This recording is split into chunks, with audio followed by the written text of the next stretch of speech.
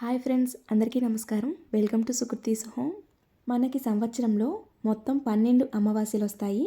ప్రతి నెలలో కూడా చివరి రోజును అమావాస్యగా పరిగణిస్తాము. అమావాస్య రోజు లక్ష్మీదేవిని విశేషంగా పూజిస్తూ ఉంటాము. లక్ష్మీదేవి అమావాస్య రోజు జన్మించారని అమావాస్య రోజు లక్ష్మీ పూజలు చేసుకుంటూ ఉంటాము. మనం దీపావళి అమావాస్యకి లక్ష్మీ పూజను ఘనంగా చేసుకున్నట్లుగా తమిళనాడులో అయితే ప్రతి అమావాస్య కూడా లక్ష్మీదేవిని ఎంతో విశేషంగా పూజిస్తూ ఉంటారు. అయితే ఈ పుష్యమాసంలో చివరి రోజును చొల్లంగి అమావాస్య అంటారు. చొల్లంగి అమావాస్యని మౌని అమావాస్య అని కూడా అంటారు. అయితే ఈ చొల్లంగి అమావాస్య రోజున ఏ దేవుణ్ణి పూజించాలి, ఎటువంటి నియమాలు పాటించాలి, అసలు ఎందుకు విశేషంగా పూజలు చేస్తాము, వీటన్నిటి గురించి ఈరోజు వీడియోలో తెలుపబోతున్నాను. విష్ణుమూర్తి వైద్య వీరరాఘస్వామి యొక్క అవతారంలో చొల్లంగి అమావాస్య రోజు అవతరించారు. అయితే ఇప్పటివరకు చాలామందికి వైద్య వీరరాఘస్వామి అంటే ఐడియా ఉండకపోవచ్చు. చెన్నై దగ్గరలో ఉన్న తిరువల్లూరు ప్రాంతంలో వైద్య వీర రాఘవస్వామి యొక్క ఆలయం ఉంది. ప్రతి అమావాస్యకి కూడా ఆ ఆలయంలో శక్తి ప్రేరేపితమవుతుంది అని చెప్తారు. అలాగే ఆ స్వామివారి పేరులోనే ఉంది కదా, వైద్య వీర రాఘవస్వామి. అంటే ఎవరైనా ఆరోగ్యపరంగా ఇబ్బందులు పడుతున్నట్లయితే ఆ స్వామివారి యొక్క అనుగ్రహం కలిగితే అన్నీ తొలగిపోతాయి. అయితే చొల్లంగి అమావాస్య రోజునే స్వామివారి అవతరించడం వలన ఆ రోజున ప్రత్యేకంగా ఆ స్వామివారిని పూజించిన వారికి ఎటువంటి అనారోగ్య సమస్య ఉన్నా తొలగిపోతుంది. అయితే ఆ రోజున స్వామివారిని విశేషంగా పూజించాలి, పిండి దీపారాధన చేయాలి. అయితే చాలామంది దగ్గర వైద్య వీర రాఘవ స్వామి యొక్క చిత్రపటం అయితే ఉండదు. అలా చిత్రపటం లేనివారు గూగుల్లో ఫోటో డౌన్లోడ్ చేసుకొని ప్రింట్అవుట్ తీసుకొని కూడా పూజ చేసుకోవచ్చు. పూజా స్టోర్స్లో కూడా అన్ని పూజా స్టోర్స్లో ఈ ఫోటో అయితే దొరకకపోవచ్చు. అందుకే స్వామివారి చిత్రపటాన్ని అయితే డౌన్లోడ్ చేసుకొని ఆ చిత్రపటం పెట్టుకొని పూజ చేసుకోవచ్చు. ఒకవేళ ఆ స్వామివారి చిత్రపటం దొరకకపోతే విష్ణు స్వరూపమైన ఏ ఫోటోనైనా పెట్టుకొని పూజనైతే చేసుకోవచ్చు. చక్కగా ఆ రోజున ఉదయాన్నే లేచి ఇల్లంతా శుద్ధి చేసుకొని తలస్నానం చేసి ఇంటి ముందు చక్కగా వాకిలి నిండా ముగ్గులు వేసుకొని గడపలు పసుపుతో బుదించి కుంకుమతో బియ్యపిండితో అలంకరించుకోవాలి. ఆ తర్వాత ఇంట్లో ఈశాన్యం భాగాన కానీ లేదా పూజా మందిరంలో కానీ పూజ కోసం ఏర్పాటు చేసుకోవాలి. ఈ పూజని పూజా మందిరంలో కూడా చేసుకోవచ్చు.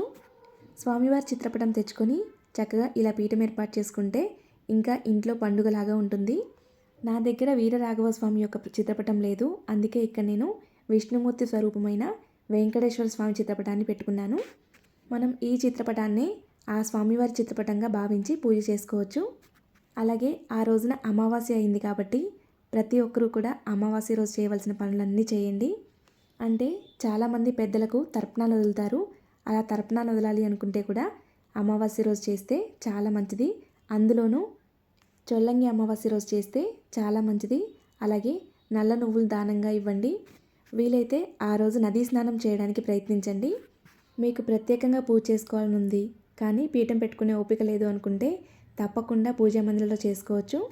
అలాగే ఇంట్లో ఎవరైనా అనారోగ్య సమస్యలతో బాగా ఇబ్బంది పడుతున్నట్లయితే వారి పేరు మీద ఒక కడియం తెచ్చి, వెండి కడియం తీసుకొచ్చి ఈరోజు పూజలో పెట్టుకోవాలి. వెండి కడియం అనగానే వేలల్లో ఖర్చు అవ్వదండి. ఒక 100 రూపాయలు కడియం వచ్చేస్తుంది. ఒక తీగలాగా ఉండి హుక్ ఉంటుంది. ఆ కడియాన్ని మనం తెచ్చి పూజలో పెట్టుకోవాలి. అయితే ఇంట్లో ఎంతమంది ఉంటే అంతమందికి అవసరం లేదండి. ఎవరైతే అనారోగ్య సమస్యతో ఇబ్బంది పడుతున్నారో వారి పేరు మీద తెచ్చుకుంటే సరిపోతుంది. ఒకవేళ ఇంట్లో అనారోగ్య సమస్యలతో ఇద్దరు ఇబ్బంది పడుతున్నా, ముగ్గురు ఇబ్బంది పడుతున్నా సరే ఒక్కొక్కరి పేరు మీద ఒక్కొక్కటి తెచ్చుకోవచ్చు. మనం వాటిని పూజలో ఉంచుకోవాలి. మనం ఏ పూజ చేయాలన్నా, ఏ వ్రతం చేయాలన్నా ముందుగా ఎటువంటి విఘ్నం కలగకుండా ఆ విఘ్నేశ్వరుని పూజించాలి. విఘ్నేశ్వరునికి ధూపదీప నైవేద్యాలు సమర్పించాలి. చొల్లంగి అమావాస్య రోజు తిరువల్లూరు వెళ్ళగలిగితే మాత్రం అంతకన్నా అదృష్టం ఇంకోటి ఉండదు. ఆ రోజున అక్కడికి వెళ్ళి స్వామివారి దర్శనం చేసుకుంటే చాలా మంచిది. కాకపోతే చొల్లంగి అమావాస్య రోజు భక్తుల రద్దీ అక్కడ విపరీతంగా ఉంటుంది అని చెప్తారు. ఒక్క చొల్లంగి అమావాస్య రోజే కాదండి, మీకు ఎప్పుడైనా సరే వెళ్ళాలి అనిపిస్తే, ఆరోగ్యం పరంగా ఇబ్బంది పడుతున్నట్లయితే తిరువల్లూరు వెళ్ళి అక్కడ స్వామివారి దర్శనం చేసుకుని రండి. తప్పకుండా ఆరోగ్యం కుదుటపడుతుంది. జీవితంలో ఒక్కసారైనా అక్కడికి వెళ్ళి వస్తేనే జీవితం సార్థకత అవుతుంది అని చెప్తారు. అంతటి గొప్ప మహిమగల ఆలయం తిరువల్లూరు ఆలయం. ఒకవేళ మీరు కడియం తెచ్చుకున్నట్లయితే ఇక్కడ విగ్రహాలు పెట్టుకున్నట్లుగా కడియం కూడా పూజలో పెట్టుకోండి. అలాగే అక్కడ తిరువల్లూరులో ప్రతి ఒక్కరూ కూడా ఒక బెల్లం ముక్కని అక్కడ పుష్కరంలో వేసి స్వామివారికి నమస్కరించుకుంటారు. అందుకే ప్రతి ఒక్కరూ కూడా ఆ రోజున ఇంట్లో ఒక గిన్నెలో నీళ్లు తీసుకొని ఆ నీటిలో ప్రతి ఒక్కరూ ఒక్కొక్క ముక్కని బెల్లాన్ని వేసి ఆ నీరు తీసుకున్న గిన్నెని పుష్కరిణిగా భావించి చుట్టూ 3 ప్రదక్షిణలు చేయాలి. అలా ఇంట్లో ప్రతి ఒక్కరూ కూడా చేయాలి. ఆ నీరు ఎంతో పవిత్రంగా ఎంతో శక్తివంతంగా మారతాయి. ఆ నీటిని పూజ తర్వాత ఏదైనా చెట్టు మొదట్లో పోయాలి. లేదంటే ఇంట్లో అందరూ కూడా తీర్థంగా స్వీకరిస్తే ఇంట్లో ప్రతి ఒక్కరు కూడా అనారోగ్య సమస్య ఏదున్నా సరే తొలగిపోతుంది. ఒకవేళ ఆ నీటిని మేము తీసుకోలేము అలా అనుకుంటే ఎవరు తొక్కని ప్రదేశంలో ఏదైనా చెట్టు మొదట్లో పోయండి. మనం ఎప్పుడూ కూడా ఏదైనా ఆశించి పూజ చేయకూడదు. మనం స్వామివారి అనుగ్రహం కోసం మాత్రమే పూజ చేయాలి. స్వామివారి అనుగ్రహం ఒక్కసారి పొందగలిగాము అంటే మనకి జీవితంలో ఎటువంటి లోటు ఉండదు. ఆ స్వామివారి అనుగ్రహం పొందగలిగితే విద్య, ఉద్యోగం, వ్యాపారం అన్నిట్లో కూడా చాలా బాగుంటుంది. అలాగే అష్టైశ్వర్యాలు లభిస్తాయి. ఈ రోజుల్లో అష్టైశ్వర్యాలు అంటే ఆరోగ్యం అనే చెప్పుకోవాలి. అవన్నీ కూడా మనకి లభిస్తాయి. చక్కగా విఘ్నేశ్వరునికి ధూపదీప నైవేద్యాలు సమర్పించిన తర్వాత స్వామివారికి పసుపు, కుంకుమ, గంధము, అక్షింతలు, పుష్పము సమర్పించాలి. అలాగే ఎప్పుడైనా సరే స్వామివారిని పూజించినప్పుడు అమ్మవారిని కూడా పూజించాలి. అప్పుడే స్వామివారు కూడా సంతోషపడతారు. అందుకే లక్ష్మీదేవిని కూడా పూజించాలి. మన దగ్గర చిత్రపటం ఉన్నా లేకపోయినా, విగ్రహం ఉన్నా లేకపోయినా మనసులో ఎవరినైతే పూజించాలి అనుకుంటున్నామో వారిని తలుచుకుంటూ పూజ చేస్తే తప్పకుండా వారికి చేరుతుంది. అలాగే చొల్లంగి అమావాస్య రోజు ప్రత్యేకంగా పిండి దీపారాధన చేయాలి. పిండి దీపారాధన అంటే మనం ఎప్పుడు చేసినట్లుగా పిండి ముద్ద చేసి చేయకూడదు. ఇక్కడ నేను చూపిస్తున్న విధంగా చేయాలి. కొంచెం బియ్య పిండిని తీసుకోండి. అలాగే దానిలోనే కొంచెం పంచదారని వేసుకోవాలి. అలాగే దీనిలోనే యాలకులు కూడా వేసుకొని మొత్తం మెత్తగా మిక్సీ పట్టుకోవాలి. ఒకవేళ అన్ని పౌడర్స్ విడివిడిగా ఉన్నట్లయితే మొత్తం కూడా కలుపుకోవచ్చు. ఒకవేళ దంచాలి అనుకుంటే రోట్లైనా దంచుకోవచ్చు. బియ్య పిండి, పంచదార, యాలకులు వేసి దంచుకోవచ్చు. చొల్లంగి అమావాస్య రోజు ఈ దీపారాధన ఎంతో విశేషమైనది. అస్సలు మిస్ అవ్వకండి. మీరు పీఠం పెట్టుకున్నా పెట్టుకోకపోయినా సరే పూజా మందిరంలో అయినా సరే ఈ దీపారాధన చేయండి. అలాగే బియ్య పిండి ఇంతే తీసుకోవాలి అంతే తీసుకోవాలని ఏమీ లేదు. మనం ఎంతైనా తీసుకోవచ్చు. కేవలం ఒక్క గరిటె వేసైనా దీపారాధన అయితే చేసుకోవచ్చు. దీపారాధన చేయటం ముఖ్యము. ఇలా సిద్ధం చేసుకున్న తర్వాత ఇప్పుడు ఒక వెండి ప్లేట్ కానీ, రాగి ప్లేట్ కానీ, ఇత్తడి ప్లేట్ కానీ తీసుకొని దానికి చక్కగా గంధము, కుంకుమతో అలంకరించుకోవాలి. ఆ తర్వాత మనం మిక్సీ పట్టుకున్న పౌడర్ని మొత్తాన్ని ఆ ప్లేట్లో పెట్టుకోవాలి. పిండి మొత్తం కాకపోయినా దీపం వెలిగించుకోవడానికి వీలుగా ఉండేటట్లుగా తీసుకోవాలి. ఇక్కడ ప్లేట్ తీసుకోకపోయినా సరే గిన్నెలో అయినా చేసుకోవచ్చు. ఇలా పిండి తీసుకున్న తర్వాత ఇక్కడ నేను చూపిస్తున్న విధంగా దీపాన్ని వెలిగించడానికి వీలుగా చేసుకోవాలి. ఒక చిన్న గిన్నె తీసుకొని ఆ గిన్నెలో కూడా ఇలా బియ్య పిండి వేసుకొని మధ్యలో గుంట చేసుకొని దీపారాధన చేయవచ్చు. దీపాన్ని వెలిగించుకోవడానికి వీలుగా ఉండేటట్లుగా చక్కగా గుంట చేసుకొని దానిలో ఆవు నెయ్యిని వడ్డించుకోవాలి. నువ్వుల నూనె అయితే వెంటనే పిండి పీల్ చేసుకుంటుందండి. ఆవు నెయ్యి మాత్రమే వడ్డించుకోవాలి. ఆవు నెయ్యిని వడ్డించుకొని కుంభవత్తిని పెట్టుకోవాలి. కుంభవత్తి అంటే మీ అందరికీ తెలిసి ఉంటుంది కదా, కొంతమంది పువ్వొత్తి అంటారు. ఆ ఒత్తిని పెట్టుకోవాలి. ఇక్కడ నేనైతే ఆల్రెడీ నా దగ్గర చేసిన ఆవు నెయ్యి ఒత్తులు ఉన్నాయి. కుంభవత్తులతోనే చేసుకున్నాను. ఆ ఒత్తిని పెట్టుకుంటున్నాను. కుంభవత్తి కానీ పువ్వొత్తి కానీ చేసి కూడా పెట్టుకోవచ్చు. ఇప్పుడు దీపారాధన చేయాలి. ఏకహారతితో కానీ అగరవత్తులతో కానీ వెలిగించాలి. చొల్లంగి అమావాస్య రోజు ముఖ్యంగా చేయవలసినవి 3 పనులండి. ఒకటేమో ఒక వెండి కడియం తెచ్చుకొని పూజలో పెట్టుకోవడం. అది కూడా ఎవరైనా అనారోగ్యంతో ఇబ్బంది పడుతుంటేనే తెచ్చుకోండి, లేదంటే అవసరం లేదు. రెండవది పిండి దీపారాధన. మూడవది పుష్కరిణిలో బెల్లం వేస్తున్నట్లుగా భావించి ఇంట్లో నీటిలో బెల్లం వేయటం. ఈ 3 పనులు చేయటం వలన ఇంట్లో ప్రతి ఒక్కరికి కూడా అనారోగ్య సమస్యలు దూరమవుతాయి. ఒకవేళ కడియం తెచ్చుకున్నట్లయితే కడియాన్ని పూజలో ఉంచుకొని పూజ తర్వాత చేతికి ధరించాలి. ఎవరైతే అనారోగ్యంతో ఇబ్బంది పడుతున్నారో వారు చేతికి ధరించాలి. ఆ రోజున ఇంట్లో ఎవరికైతే అనారోగ్య సమస్యలు ఉన్నాయో వారిని ఖచ్చితంగా పూజలో కూర్చునేటట్లుగా చూసుకోండి. ఈ పూజని ఎవరైనా చేసుకోవచ్చండి. ఇంట్లో ఆడవారు, మగవారు, సువాసిని స్త్రీలు ఎవరైనా చేసుకోవచ్చు. ఒకవేళ ఇంట్లో ఆడవారికి అడ్డంకి వచ్చినట్లయితే ఆ రోజున వారిని సపరేట్గా ఉంచి పూజ చేసుకునే వీలుంటే మాత్రం తప్పకుండా మగవారు చేసుకోవచ్చు. అడ్డు వచ్చిన ఆడవారు కూడా ఇంట్లో కలిసి తిరుగుతున్నట్లయితే అప్పుడు పూజ చేయకూడదు. ఒకవేళ వాళ్ళు సపరేట్గా ఉండి రూమ్లో ఉన్నట్లయితే బయట పూజ చేసుకోవచ్చు. నిజంగా అలా అడ్డు వచ్చి పూజ చేయడం కుదరకపోతే మాత్రం తప్పకుండా మగవారు ఈ ఒక్క రోజైనా సరే దీపాన్ని వెలిగించడానికి ప్రయత్నించండి. అలాగే ఆ రోజున వైద్య వీర రాఘవ స్వామి యొక్క అష్టోత్తరం చదువుకోవాలి. వెంకటేశ్వర స్వామి అష్టోత్తరాలు, లక్ష్మీ అష్టోత్తరము అన్నీ కూడా చదువుకోవాలి.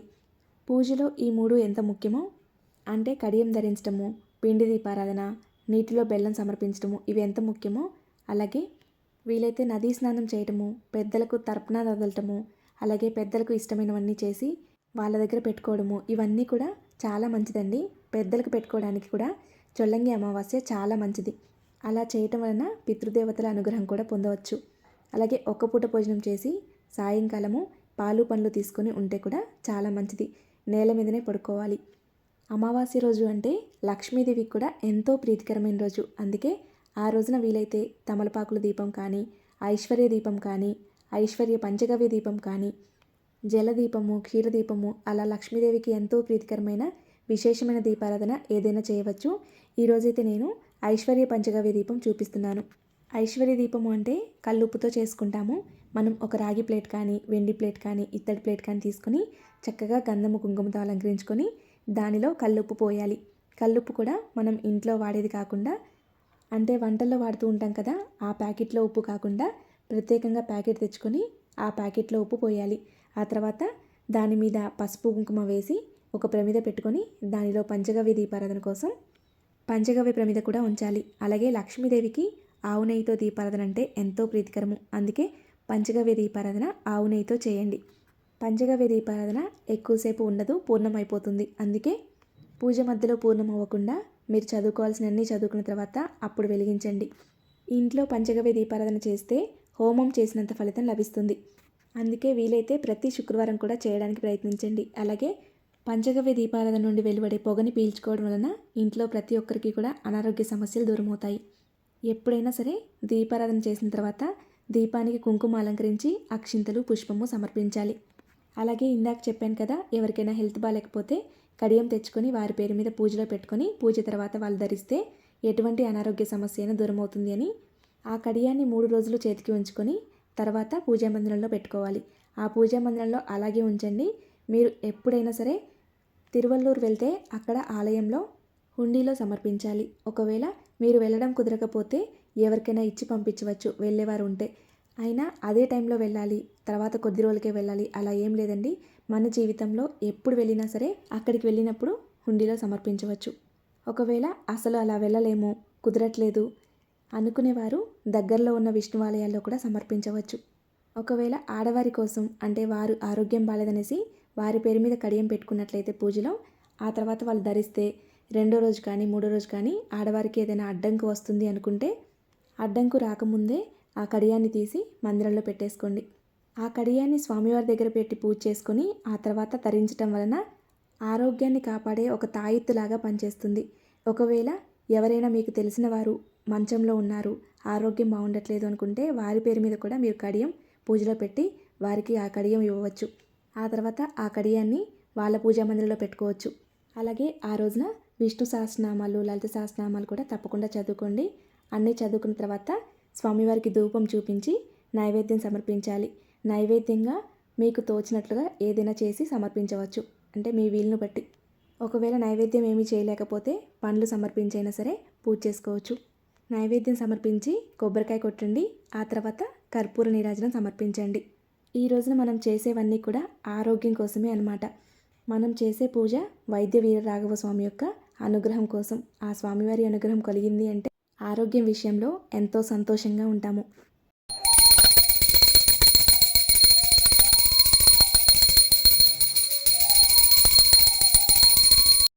స్వామివారికి కర్పూర నీరాజనం సమర్పించిన తర్వాత శిరస్సు వంచి మోకాళ్ళ మీద కూర్చొని మనస్ఫూర్తిగా మీ యొక్క సమస్యని స్వామివారికి చెప్పుకోండి. ఎటువంటి అనారోగ్య సమస్య ఉన్నా తొలగిపోతుంది. ఆ తర్వాత పూజ పూర్తయిన తర్వాత సాత్విక ఆహారం మాత్రమే తీసుకోండి. ఇంట్లో నాన్ వెజ్ లాంటివి అస్సలు వండకండి, బయట కూడా తినకండి. అలాగే పిండి దీపారాధన కొండెక్కిన తర్వాత ఆ ఒత్తి పూర్ణమైపోతుంది కదా, ఆ ఒత్తిని తీసివేసి ఏదైనా చెట్టు మొదట్లో వేయండి, లేదా పారే నీటిలో వేయడానికి మనం పూలన్నీ పక్కన పెట్టుకుంటాం కదా, దాంట్లో పెట్టేసి ఆ పిండిని చక్కగా ఉండలు చేయండి. కొంచెం నెయ్యి వేసి కానీ నీళ్ళు వేసి కానీ ఉండలు చేసుకోవచ్చు. మనం ఆల్రెడీ ఆ పిండిలో యాలకులు, పంచదార వేసాము, నెయ్యి వేసాం కాబట్టి పిండి చాలా రుచిగా ఉంటుంది. చిన్న చిన్న ముద్దలు చేసి ఇంట్లో ప్రతి ఒక్కరూ కూడా ప్రసాదంగా స్వీకరించాలి. ఒకవేళ అందరూ తీసుకున్న తర్వాత ఇంకా ఉంది అంటే ఎవరైనా తీసుకుంటా అంటే ప్రసాదంగా ఇవ్వండి, లేదంటే ఏదైనా చెట్టు మొదట్లో కానీ వేసేయండి, లేదా ఆవుకు తినిపించవచ్చు. అలాగే చొల్లంగి అమావాస్య రోజు కొంచెం పంచదార బియ్యపిండి కలిపి లేదా ఎక్కడైతే చీమలు వస్తాయనుకుంటారో అక్కడ వేయండి. ఎందుకంటే చొల్లంగి అమావాస్య రోజు చీమలకి ఆహారంగా బియ్యపిండి పంచదార కలిపి మనం పెడితే చాలా మంచిది. అలాగే మీ వీలుని బట్టి పేదవారికి కూడా ఏదైనా దానం చేయండి. అన్నదానం అయితే మరీ మంచిది. చేయలేకపోతే మీకు తోచినట్లుగా ఏదైనా చేయవచ్చు. అమావాస్య రోజు చేసే దానాల ఫలితం మన పూర్వీకులకు చేరుతుంది. పితృదేవతల అనుగ్రహం పొందవచ్చు. అలాగే తిరువల్లూరులో స్వామివారి దర్శనం చేసుకోవడానికి ప్రయత్నించండి. ఒకవేళ చొల్లంగి అమావాస్య రోజు కుదరకపోయినా సరే సంవత్సరంలో మీకు ఎప్పుడు వీలుంటే అప్పుడు వెళ్ళి స్వామివారి దర్శనం చేసుకోవచ్చు. మనకి కొన్ని ఆలయాలకి జీవితంలో ఒక్కసారైనా వెళ్ళాలి అని చెప్తూ ఉంటారు కదా, అటువంటి ఆలయాల్లో తిరువల్లూరు ఆలయం కూడా ఒకటి. మన జీవితకాలంలో ఒక్కసారైనా సరే ఆ స్వామివారి దర్శనం చేసుకోవాలి అని చెప్తారు. ఈ విధంగా చొల్లంగి అమావాస్య రోజు పూజ చేసుకొని ఉపవాసం చేసి సాయంకాలం నేల మీద పడుకొని బ్రహ్మచర్యం పాటిస్తే ఆ స్వామివారి యొక్క అనుగ్రహం తప్పకుండా కలుగుతుంది. తెలుసుకున్నారు కదండి చొల్లంగి అమావాస్య రోజు చేసే విధి విధానాల గురించి. మీలో కొంతమందికైనా ఉపయోగపడుతుంది అనుకుంటున్నాను. అలాగే మీలో కొంతమందికైనా నచ్చింది అనుకుంటున్నాను. ఈ వీడియో కానీ మీకు నచ్చినట్లయితే లైక్ చేయండి, మీ స్నేహితులకి బంధువులకి షేర్ చేయండి. మరిన్ని వీడియోస్ కోసం మన ఛానల్ సబ్స్క్రైబ్ చేసుకోండి. ధన్యవాదములు.